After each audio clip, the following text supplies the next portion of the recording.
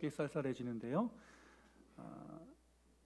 제가 어제 오늘 좀 이렇게 확인해 보니까 어제는 바람이 많이 부는 것으로 예보되어 있는데 그나마 오늘 아침 예보 보니까 바람이 10m, 12m까지 불었는데 한 7m, 8m 약간 줄긴 했어요. 그래도 굉장히 센 바람입니다. 여러분들 조심하셔야 되겠고요. 비가 그치면 날씨가 꽤 쌀쌀해진다고 하니까 오늘 건강 잘 챙기셔야 되겠습니다. 이제 가을이 깊어지고 겨울이 다가오고 있습니다. 쌀쌀해지기 시작하니까 지난 여름에 그 무더웠던 기억은 저 먼 곳으로 자리를 잡고 앞으로 다가올 추위가 더 생각이 나는 시점입니다. 이번 겨울 추위가 어떨지 전문가들 의견이 좀 갈리는 것 같습니다.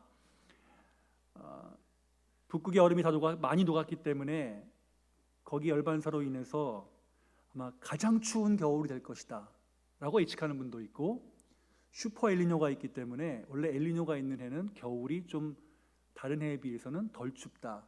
이 의견이 좀 팽팽한 것 같습니다. 그런데 지구온난화의 방향이 여름에는 덥고 겨울에는 매우 추워지는 방향으로 가니까 어떻게 될지는 모르겠지만 그래도 춥지 않을까라는 생각이 있습니다. 어찌됐든 우리 쌀쌀해지는 일주일이라고 합니다. 다음 주일은 장기예보로 다음 주일은 영하 1도까지 간다고 하네요. 다음 주일이 11월 그죠? 다음 주일이 영하 1도로 예상이 되어 있던데 하여튼 우리 건강 잘 챙기시고요. 어제 사회봉사팀에서 바자회 중고물품 팔기 위해서 마무리를 해주셨습니다.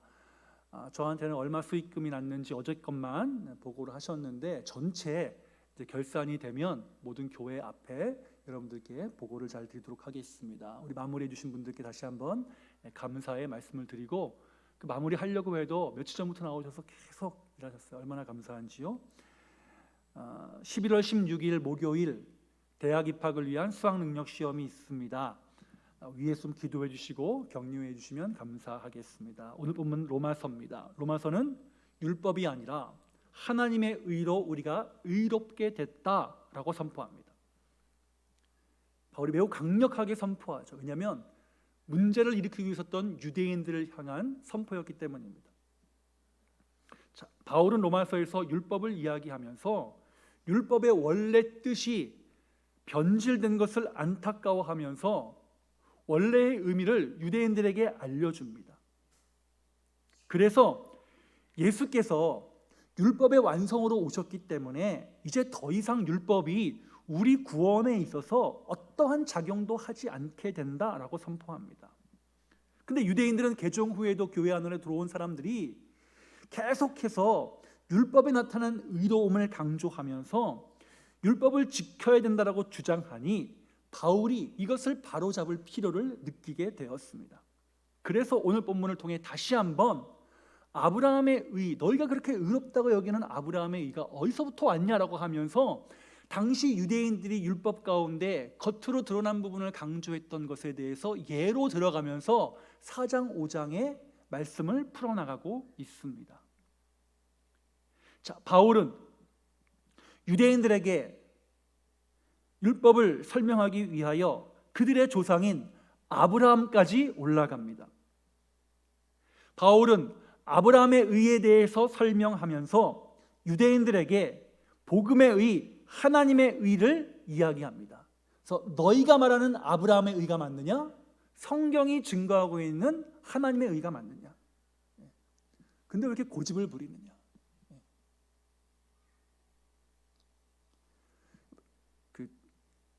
하이브라는 연예 기획회사를 운영하는 방시혁이라는 회장이 인터뷰를 하는데 사람의 마음이 논리로 움직여지지 않는다. 그러니까 그 회사 소속이 BTS라는 가수가 있는 회사예요. 유명한. 그분이 한 말 가운데 인상이 남는 게 그거였습니다. 사람은 논리로 움직여지지 않는다. 본인이 논리를 전공하고 미학을 전공하고 철학을 전공한 사람인데 논리로 움직여지지 않는다. 유대인도 마찬가지였어요. 아무리 설명해도 말을 안 듣는 거예요. 왜요?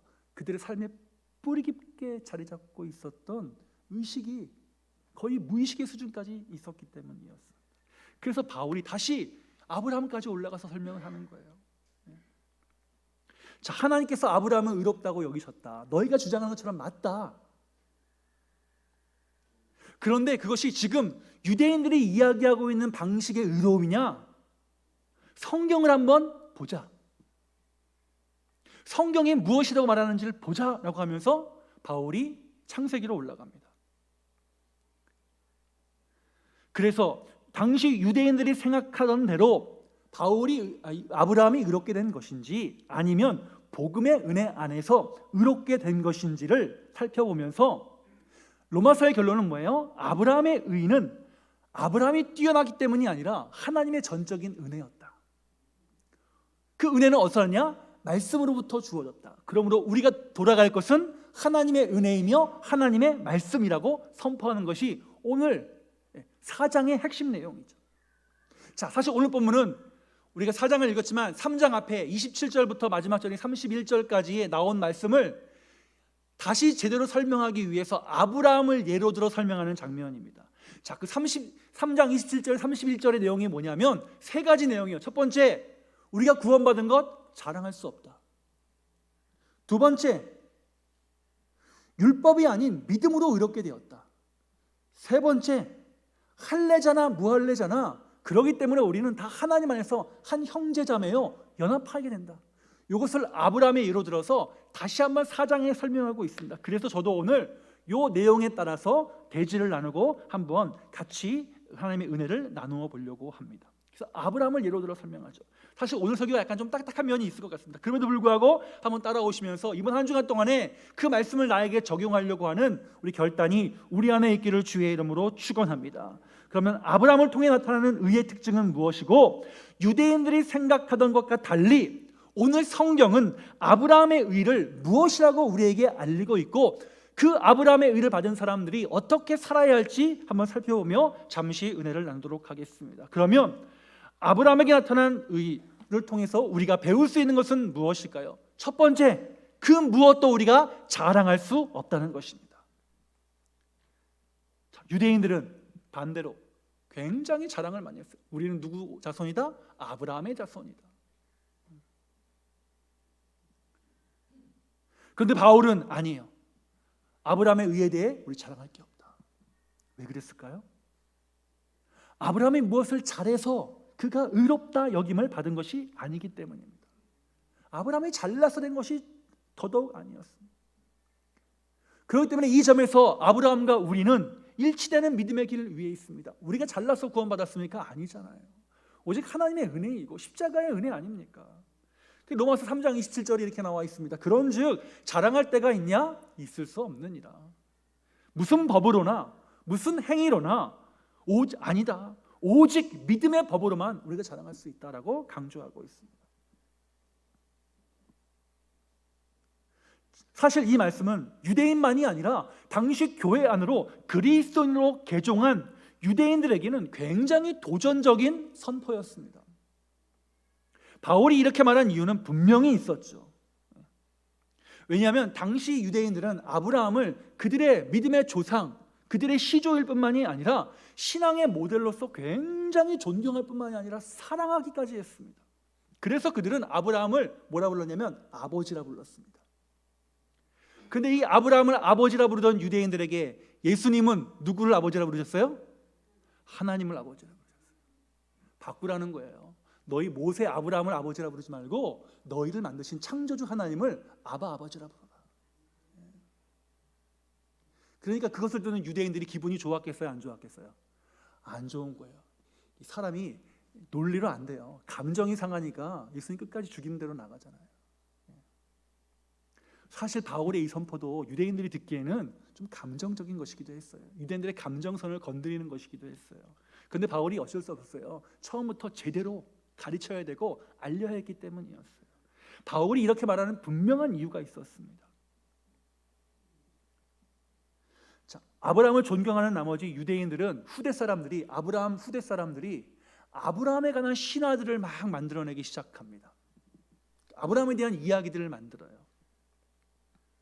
그래서 유대인들은 성경 말씀 말고도 자기들이 권위 있는 문서들을 많이 작성해서 이것을 그들의 어떤 신앙과 삶에 있어서 기본 원리로 삼고 그것들을 좋아하고 했습니다.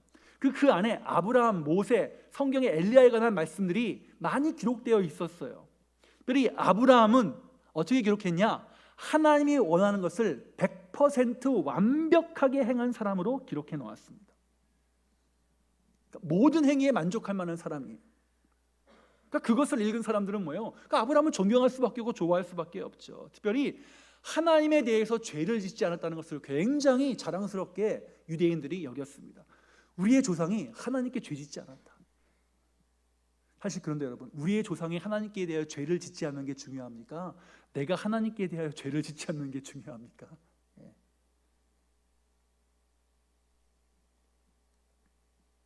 자, 유대인들은 아브라함이 하나님께 의롭다고 여김을 받았다.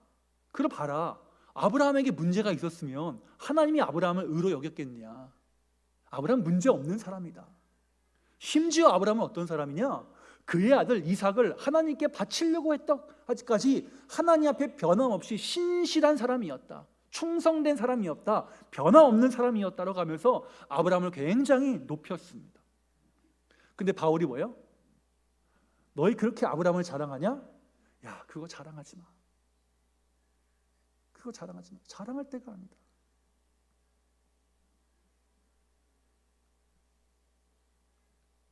바울은 당시 유대인들의 생각이 잘못된 것이라고 반박합니다. 그러면서 하나님이 아브라함을 의로 여기신 것, 아브라함이 모든 행동을 완벽하게 해서 하나님께서 아브라함을 의로 여기신 것이 아니라고 말합니다. 2절 보세요.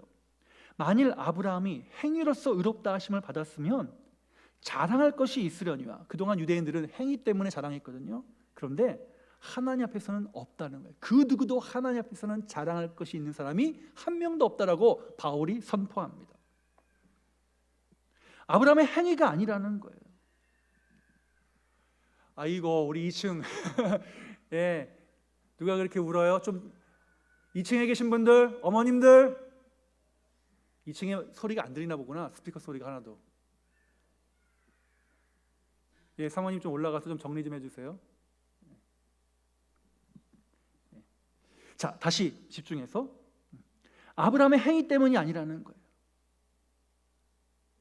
그러니 아브라함도 자랑할 것이 없다는 거예요. 그러면서 바울이 돌아가는 곳이 있습니다. 어디로 돌아가냐? 유대인들이 좋아하는 문서가 아니라 성경으로 돌아갑니다. 성경으로 가요. 어디로? 창세기 15장 6절로 갑니다. 여기에 오늘 우리에게 주시는 하나님의 음성이 있습니다. 자, 아브라함을 왜 그렇게 여기셨느냐? 하나님께서 아브라함에게 여러 가지 약속을 해주셨는데 이루어지지 않아요. 아브라함이 낭망하셔서 그때 하나님께서 아브라함에게 나타나서 아브라함을 바깥으로 나와라. 하늘을 보아라. 내가 하늘의 별과 같이 너에게 약속한 상속자 후손 줄 것뿐만이 아니라 내 후손 더 많이 주겠다라고 약속하십니다. 눈에 보이는 거 없었어요. 아무것도 없었어요. 그런데 성경이 뭐라고 표현하고 있냐? 아브라함이 이를 믿으니 하나님께서 그를 의로 여기셨다라고 나옵니다. 즉 아브라함이 의롭게 된 것은 하나님의 약속을 믿었기 때문이다. 즉 우리가 의롭게 되는 것은 무엇을 믿는 거예요? 하나님의 약속을 믿음으로 말미암아. 어디에 기록된? 성경에 기록된. 다른 것이 아니라 오직 성경에 기록된 하나님의 약속을 믿음으로 말미암아 의롭게 되는 것이라고 선포하고 있습니다. 그러면 유대인들에게 뭐래요? 야, 너희가 좋아하는 문서 따라가지 말고 하나님의 말씀 따라가라는 거예요. 성경으로 돌아가라는 거예요. 다시 하나님의 말씀에 집중하라는 거예요. 우리에게도 하시는 말씀입니다. 다시 한번 이번 한 주간 동안에 성경을 통해 우리에게 알려주신 하나님의 약속을 바라보면서 변함없는 믿음으로 하나님 앞에 바로 서는 자리에 있는 저와 여러분들이 되시기를 주의 이름으로 축원합니다. 그러면 그 겉으로 드러난 것 갖고 자랑할 필요 없어요. 굳이 자랑하지 않아도 하나님 우리의 마음을 다 아세요. 다 아세요. 아브라함을 하나님께서 아브라함을 의로 여기실 때 아브라함이 뭐 한 게 있습니까? 일한 게 있습니까? 그냥 그저 약속하신 것을 믿었기 때문이에요. 요만 있는 유대인들에게 너희 개종하지 않았느냐? 그리스도를 믿지 않았느냐? 다시 옛날로 돌아가려고 하느냐? 아니다라고 강조하는 거죠. 자, 첫 번째 우리에게 주시는 음성, 말씀으로 돌아가 하나님의 은혜를 사모하라. 하나님의 약속을 믿으라. 여러분, 사실 아브라함의 일생을 돌아봅시다. 성경에 그들이 만들어낸 문서 말고 성경에 한번 봅시다. 우리가 생각했던 것처럼, 유대인들이 당시에 생각했던 것처럼 아브라함이 아브라함의 행동을 보면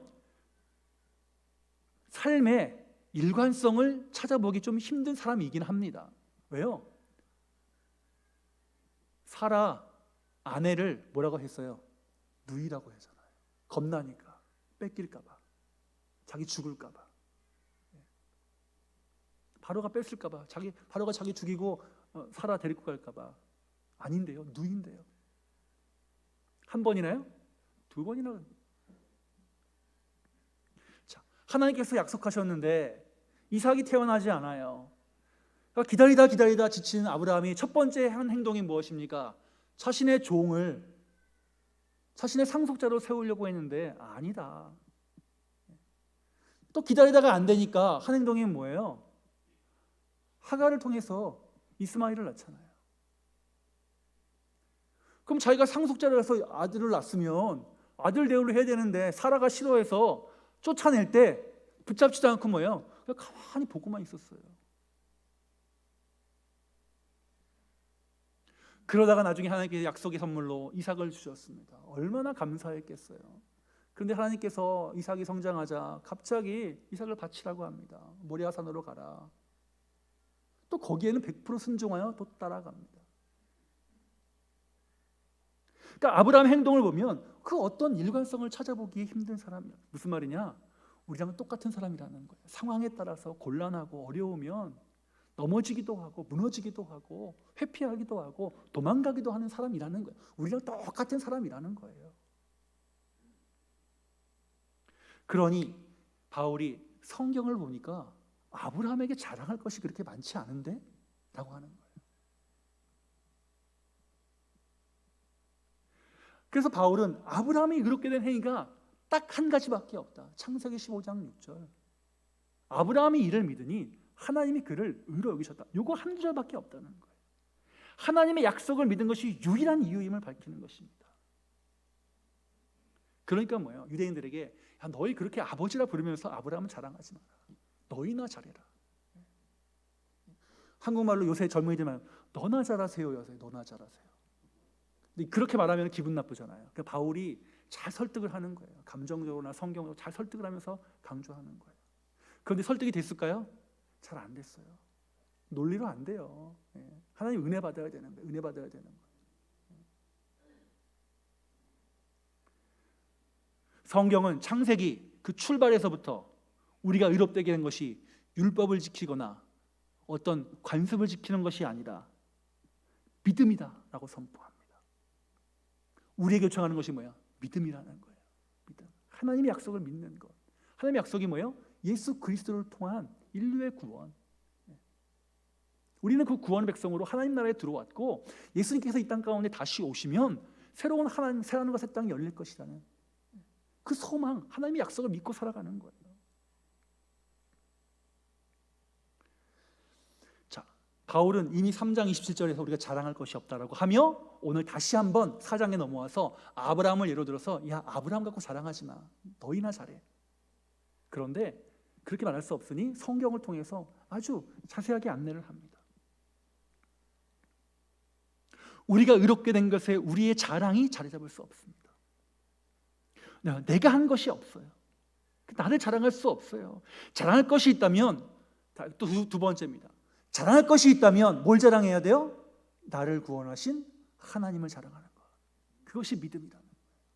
자, 말씀을 통한 은혜를 자랑하고 말씀으로 돌아가 하나님의 은혜를 발견하게 되고 은혜를 발견하면 뭐가 나오는 거예요? 나를 자랑하는 것이 아니라 누구를 자랑해요? 아, 하나님이 하셨구나 하면서 하나님께 영광 돌리고 하나님을 자랑하는 것. 그러므로 이번 한 주간 동안 저와 여러분의 삶에서 묵상하면 할수록 기도하면 할수록 우리의 입술의 가운데 하나님께 영광 돌리고 하나님을 찬양하며 하나님을 자랑하는 능력들이 나타날 수 있기를 주의 이름으로 축원합니다.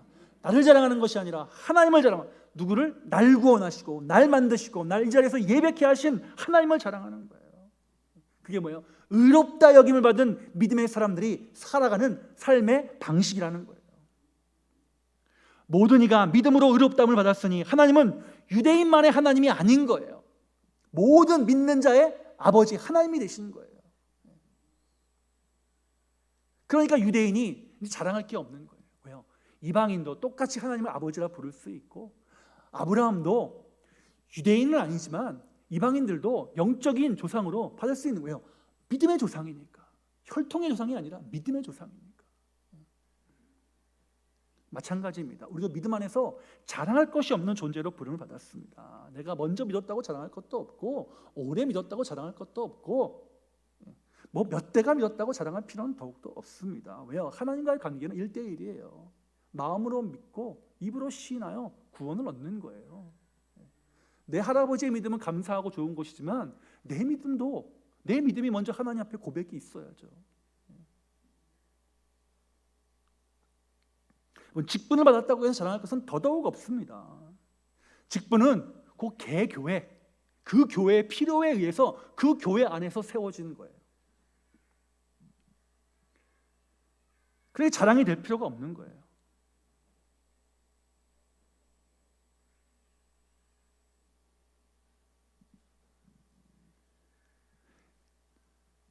제가 뭐 다른 교회 가서 설교를 많이 하는 스타일도 아니고 초청에도 가지도 않고 누구를 부르는 스타일도 아닌 거 아시잖아요. 제가 가끔 가다가 요청을 하면 그렇게 이야기합니다. 나는 목사님 교회 가서 예배드리고 싶지 설교하고 싶지 않다. 왜요? 나는 목사님 교회 목사가 아니다. 상록교회 목사지 그 교회 목사는 당신이고 나는 목사님 그 교회 설교하시는 거 들으면서 성도로서 예배하고 싶다. 제가 몇 년 전에 영국 갔을 때 캠브리지 한인교회 목사님이 와서 설교를 해달라는 거야. 목사님 주일에 안 가고 화요일에 갈게요. 그리고 화요일에 갔어요. 목사님이 하세요. 저는 그냥 예배 드릴래요. 그러니까 가서 설교하는 것도 감사하고 좋은 일이에요. 제가 그 나쁘다고 하는 건 아니에요. 근데 제 자세는 그런 거라는 거예요. 제가 먼저 예배 드리고 싶은 거예요. 하나님 앞에. 더 극단적으로 나가면 저는 상록교회에서 목사지 다른 교회에서 목사가 아니에요. 목사는 물론 노예 소속이긴 하지만 무슨 말이냐, 내가 장로고 권사고 집사면 그 교회 장로 집사 권사지 다른 교회 장로 집사 권사 아니에요. 무슨 얘기예요? 그 교회에서 충실하게 신앙생활 잘 하시라는 거예요. 다른 데 가서 자랑할 필요 없어요. 내가 무슨 교회 장로다, 내가 무슨 교회 집사다, 그거 자랑할 필요 없다는 거예요. 하나님 다 아세요. 내가 하나님의 말씀 안에 은혜 안에 거하고 하나님을 자랑하고 있으면 하나님 그거 아시는 거예요. 오직 은혜의 믿음이 내 안에 있을 때 나를 자랑하지 않고 주님을 자랑할 수 있습니다. 우리의 외적인 것 자랑하지 않고 믿음을 내면화시킬수록 오히려 자랑할 것이 늘어나는 믿음의 역설이 생기는 것이죠. 우리를 통해 오직 믿음으로만의 선한 영향력이 나타나도록, 그래서 하나님을 더욱 자랑하는 자리에 있는 저와 여러분들이 되시기를 주의 이름으로 축원합니다. 두 번째, 바울의 의가 우리에게 알려주는 것은 믿음의 사람들이 서로 연합하라 하는 것입니다. 서로 하나가 되라는 거예요. 우리들이 믿음으로 의로움을 입었기에 내가 있는 곳에서 하나님을 사랑하고 예수님을 사랑하는 것을 나타내기 위한 연합의 능력을 나타내라는 거예요. 자, 왜 그러냐? 바울이 전도 여행을 다니면서 보던 많은 장면 가운데 하나가 연합보다는 분열이 많았어요. 마음이 좀 아팠을 것 같아요. 또 바울이 살던 시대에 그럴 만한 이유가 있었어요. 유대인들이 포로로 잡혀가고 박해를 받고 전 세계로 흩어지잖아요. 자꾸 내가 누구인지를 잊어버리면서 살게 되는 거예요. 정체성을 잃어버리기 시작했어요. 근데 사람이 연약하기 때문에 그 정체성을 드러내기 위해서 많은 노력들을 합니다. 우리나라 교포들도 외국 가면 할머니, 할아버지 1세대들이 한국말 못하는 3세대 거기서 태어난 아이들 보고 한국말 엄마들한테 막 가르치라고 하고 혼내기도 하고 뭐 한인교회도 나가라고 하고 막 그러잖아요. 그리고 뭐 행사 같은 것도 많이 하고 우리 민족이 어떤 민족이다 알려주려고 하잖아요. 유대인들도 그렇게 했다는 거예요. 자, 그렇게 하다가 내려오다 보니 포로 이후부터 예수님 오시기 전까지 약 500년 기간 동안에 어떤 일이 있었냐? 하나님의 말씀이 말씀으로 가르치고 우리를 하나님께서 하나님의 나라로 인도하시고 회복시키시고 새로운 메시아를 기다리는 믿음 가운데 있어야 된다라는 말씀 중심보다 겉으로 드러난 것을 지키는 것만으로 굉장히 중요하게 여기는 것으로 신앙이 변질되기 시작했습니다. 그 가운데 대표적인 것이 세 가지였어요. 첫 번째는 할례의 문제였고, 두 번째는 음식의 문제였고, 세 번째는 안식일 지키는 문제였어요. 겉으로 드러난 것만 중요하게 생각하는 거예요. 예수님께서 사역을 맨 처음 하시면서 맨 먼저 도전하신 것이 무엇입니까? 이 세 가지예요. 세 가지. 할례, 음식, 안식일. 안식일에 노동하시면서 음식을 그냥 드시잖아요. 병든 자를 안식일에 고치시잖아요. 유대인들이 볼 때는 끔찍한 행동이었습니다. 그래서 성경에 말하기를, 옛적의 선지자들이 말씀하시기를 하면서 다시 말씀으로 돌아와 그들을 가르치잖아요. 바울도 마찬가지예요. 바울도 돌아다니다 보니까 모든 교회들이 개종한 유대인들이 있는데 그들이 굉장히 강조하는 게 이 세 가지였어요. 할례, 음식, 안식일. 그러면서 그것으로 굉장히 자부심을 느끼며 살아갑니다. 초대교회가 이 세 가지 문제로 늘 시끄러웠습니다. 역사적인 그 배경이 있는 거예요.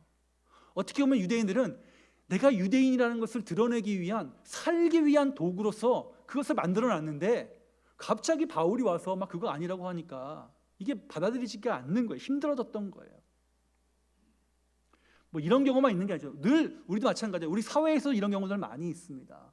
어떤 것이 체계가 자리가 잡으면 그 체계가 요청하는 원래 의미는 사라지고 뭐예요? 겉으로 드러난 것만 남게 되는 경우들이 많이 있어요. 그래서 바울은 다시 말씀으로 돌아갑니다. 다시 말씀으로 가르쳐요. 자, 할례는 언제 생겼냐? 하나님께서 아브라함을 의로 여기신 사건은 창세기 15장 6절에 나오는 사건이고, 하나님께서 그 믿음을 바라보시고 아브라함에게 믿음의 사람의 표시를 하라고 명령하신 할례 사건은 17장에 나옵니다. 즉 역사적으로 보면 하나님께서 아브라함을 의로 여기신 것은 할례 때문입니까? 믿음 때문입니까? 믿음 때문이었어요. 그런데 유대인들은 뭐예요? 할례를 받아야만 하나님의 백성이고 의롭다라고 얘기를 했어요. 그래서 무조건 예수를 믿어도 우리 할례 받아야 된다라고 개종한 유대인들이 끝까지 교회에서 주장을 하니까 이 문제로 시끄러웠어요. 바울이 성경에 보자. 하나님께서 아브라함을 의로 계신 것은 15장이다. 할례는 17장이다. 뭐가 우선이냐? 성경을 따라야 되지 않느냐라고 말하고 있습니다. 아브라함이 의롭게 된 것은 할례가 아니에요. 할례는 그냥 의롭게 된 사람이 표시를 한 거에 불과한 거예요. 나는 의로운 사람이다 라고 표시를 한 거에 불과한 거예요. 믿음으로 주어진 의를 확인하는 작업이었어요. 대대로 그것을 행함으로 우리는 하나님 나라의 백성이라는 것을 기억하라는 거예요. 그런데 사람들은 뭐예요? 그건 사라지고 해야만 돼. 해야만 돼. 그거 해야만 의로운 사람이고 구원받은 사람이야. 이렇게 강조를 했습니다. 그러니까 유대인들과 이방인들의 갈등이 생기는 거예요. 연합할 수가 없는 거예요. 하나가 안 되는 거예요. 바울이 이렇게 합니다. 아브라함이 의로 여김 받았을 때가 할례시냐 무할례시냐? 무할례시가 아니었느냐? 그런데 너희는 아브라함을 의롭다며? 왜 이렇게 시비를 걸어 교회 안에서? 이렇게 시끄럽게. 자, 성경 말씀대로 하자. 말씀이 가르치는 대로 하자. 그래서 표면적 육신의 할례가 아니요. 유명한 말씀이죠. 우리 2장에 로마서. 할례는 마음에 하는 것이니 영에 있고 율법 조문에 있지 않다라고 선언합니다. 할례는 영에 있기에 의롭다 여김을 받는 모든 사람들의 표시일 뿐입니다. 우리도 십자가의 은혜를 말미암아 성령께서 인을 쳐주신 거예요. 표시, 의로운 사람이라고 표시를 해주셨어요. 티가 나요? 안 나요? 티 안 나요? 그러나 하나님 보시기에는 다 아시는 거예요. 그러므로 우리는 유대인이나 이방인이나 할례를 행하나 할례를 행하지 않나 성령의 은혜로 말미암아 하나님 구원 백성이 되었으니 우리는 오직 믿음으로 새롭게 되어 모든 자가 다 의롭게 되었다. 다 의롭게 되었으니 유대인들은 너희만 의로운 것이 아니라 이방인들도 함께 의로운 자가 되었으니 우리는 뭐예요? 형제 자매요, 함께한 사람이요, 연합할 수 있다는 거예요. 그래서 아브라함이 유대인들만의 조상이냐? 아니다. 아브라함이 믿음으로 의로 여겨 맞았으니 하나님을 믿어서 의롭게 여기는 사람의 조상도 아브라함이 되는 것이다. 그러므로 이방인들의 조상도 아브라함이 될 수 있다. 영적인 믿음의 조상도 아브라함이다. 그러므로 아브라함은 유대인의 조상만이 아니라 모든 믿는 자의 조상이 되는 것이다. 그러므로 우리는 하나님의 한 백성이다. 우리는 한 가족이다, 한 식구다, 한 교인이다, 이렇게 말하고 있는 거죠. 그렇기 때문에 로마 교회가 이방인과 유대인이 하나가 되어야 되고 연합해야 한다고 말씀하고 있습니다. 복음의 능력 가운데 가장 위대한 능력이 무엇입니까? 하나가 되어야 하는 능력이라고 바울이 다시 한번 증거하고 있는 거예요. 자, 할례 문제를 쓰면 율법 문제도 마찬가지예요. 율법은 더 심하죠. 율법은 자, 창세기 15장에 하나님께서 아브라함의 약속의 믿음을 의로 여기셨고, 그 아브라함이 죽은 이후에 율법은 언제 주어졌어요? 430년 이후에 주어졌어요. 시내산에서. 아브라함은 율법을 몰랐어요. 율법의 통제도 받지 않았어요. 율법이 뭔지도 몰랐어요. 아브라함의 의롭다긴 받은 것은 율법을 통해 한 게 아니에요. 오직 믿음이었어요. 그래서 13절과 이렇게 13절에 아브라함이나 그 손에게 세상의 상속자가 되리라 하신 언약은 율법으로 말미암은 것이 아니라 오직 믿음의 의로 말미암은 것이다. 16절, 그러므로 상속자가 되는 그것이 은혜에 속하기 위하여는 믿음으로 되나니 이는 그 약속을 그 모든 후손에게 굳게 하려 하심이라. 율법에 속한 자에게뿐만 아니라 아브라함의 믿음에 속한 자에게도 그러하니 아브라함은 우리 모든 사람의 조상이다.